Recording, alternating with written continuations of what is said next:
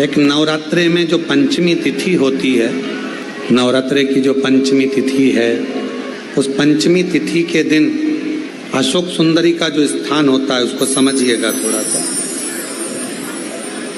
जैसे ये शिवलिंग है और ये जलाधारी है भगवान शंकर की। ये शिवलिंग, ये जलाधारी, और जलाधारी में जो जल बहता है उसमें बीच में जो मोटी सी लाइन रहती है वो अशोक सुंदरी होती है। जैसे कई बेटे हैं, बेटियां हैं, कोई व्यक्ति व्यापार चालू कर रहा है, कोई व्यक्ति अपना नया भवन निर्माण कर रहा है, नए भवन में जा रहा है, या कुछ अच्छी दुकान खोलना चाह रहा है, कोई अपने लक्ष्य पर पहुंचना चाहता है और पहुंच नहीं पा रहा। नवरात्रे में जो माँ आदिशक्ति की पूजन की जो पंचमी तिथि होती है, इस पंचमी तिथि पर अशोक सुंदरी वाली जगह पर, जो अशोक सुंदरी का स्थान है, वहाँ पर लाल पुष्प एक समर्पित करें।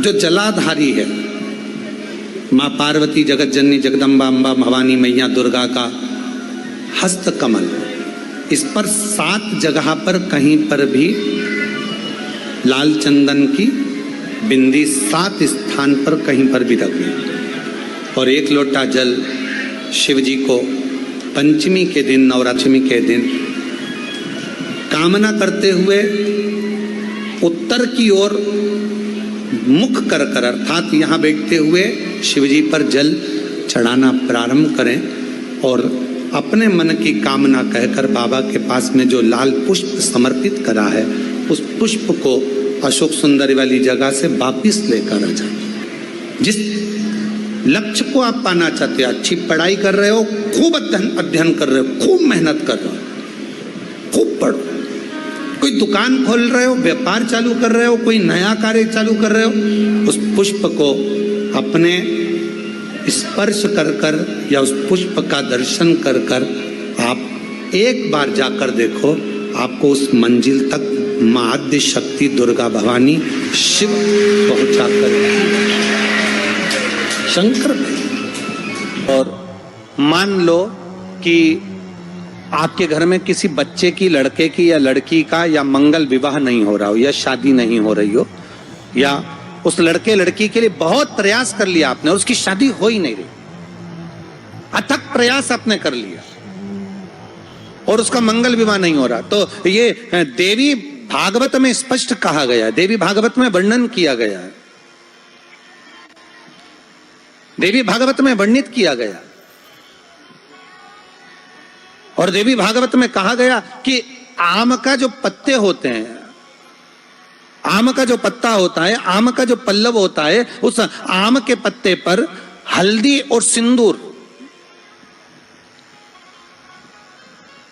इन दोनों से स्वस्तिक का निर्माण किया जाए। देवी भागवत का संवाद है, बहुत ध्यान देना महाराज। जिन कन्याओं का विवाह ना हो पंचमी के दिन, नवरात्रे की कोई सी भी पंचमी, मतलब जो पंचमी तिथि पड़ेगी, कोई भी नवरात्रा हो, चाहे वो 4 नवरात्रे में से, चाहे वो पौष का हो, अश्विन का हो, चैत्र का हो, आषाढ़ का हो, किसी भी नवरात्रि में आप कर सकते हैं।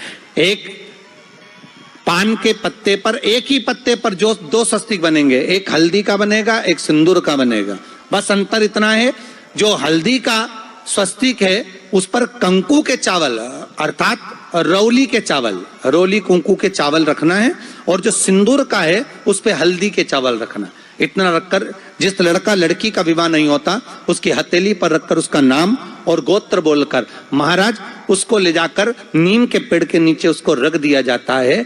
मात्र 3.5 या 4 महीने ऐसे रहते हैं जिसके अंदर उस लड़का लड़की का विवाह पक्का हो जाता है। जिसका विवाह नहीं होता केवल उसी के लिए। बड़े ध्यान से सुनिएगा, शिव जी को क्या प्रिय है? 1 लोटा जल।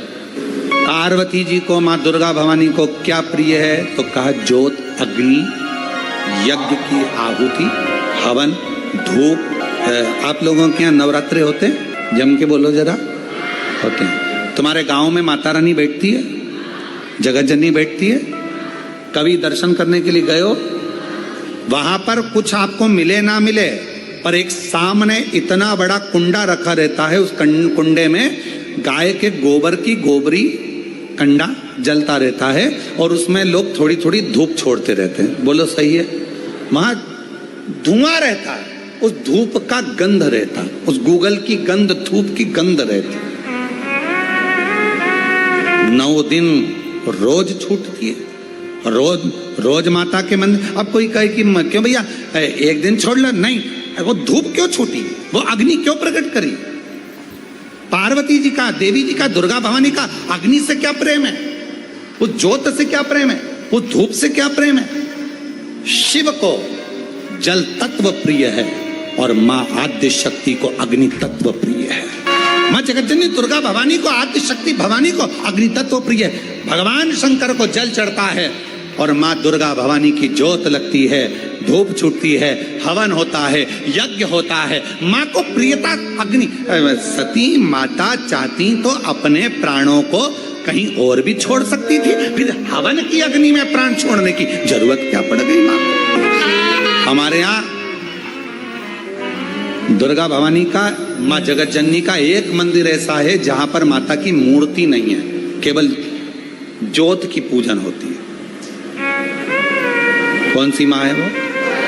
ज्वाला देवी। जहां पर ज्योत जलाई नहीं जाती, अपने आप पृथ्वी से ज्योत चलती रहती है, अपने आप ज्योत निकलती रहती है, अपने आप ज्योत जलती है, अपने आप ज्योत प्रकट। और बहुत सुंदर जगह। हम कई बार, हमारे एक शिष्य हैं वरुण जी अग्रवाल देवास वाले, हम उनको हमेशा कहते हैं कि एक बार योग लगेगा तो हम आपके साथ माँ के दर्शन करने ज्वाला जी चलेंगे, उनकी कुल देवी है।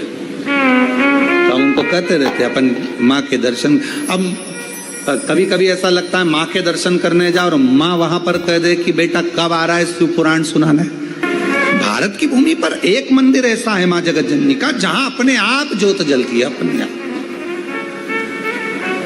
और उसको जलाया नहीं जाता, वो अपने आप प्रकट है। वो ज्वाला रानी पहाड़ों वाली, माँ शेरों वाली, माँ ज्वाला रानी।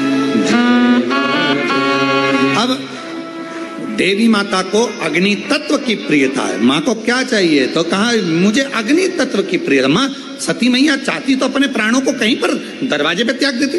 पिताजी मैं जा रही हूँ यहाँ से अपने प्राणों को छोड़ने के लिए। पिताजी, दक्ष प्रजापति जी, तो मैंने, हे दक्ष प्रजापति, आपने मेरे पति का अपमान करा है, मैं अपने प्राणों को छोड़ रही हूँ। चाहती तो कहीं पर भी प्राण त्याग देती, फिर यज्ञ की कुंड में क्यों, यज्ञ की अग्नि में क्यों? क्योंकि माँ को वो अग्नि तत्व प्रिय है। अग्नि तत्व। मां जानकी जी की परीक्षा काय में हुई? जम के बोलो जरा। अग्नि। मां सीता जी की परीक्षा कहां हुई? अग्नि में। अग्नि तत्व की प्रियता। राजस्थान में एक मंदिर ऐसा है, देवी जी का मंदिर है, जगत जननी का मंदिर है राजस्थान में, जिस मंदिर में अपने आप मां अपने अग्नि का स्नान कर लेती है, अपने आप उनके मंदिर में आग लग जाती है, अपने आप पूरा अग्नि का स्नान हो जाता है। मेरी माता अपने आप अग्नि तत्व मेरी मां को प्रिय, ज्योत मां को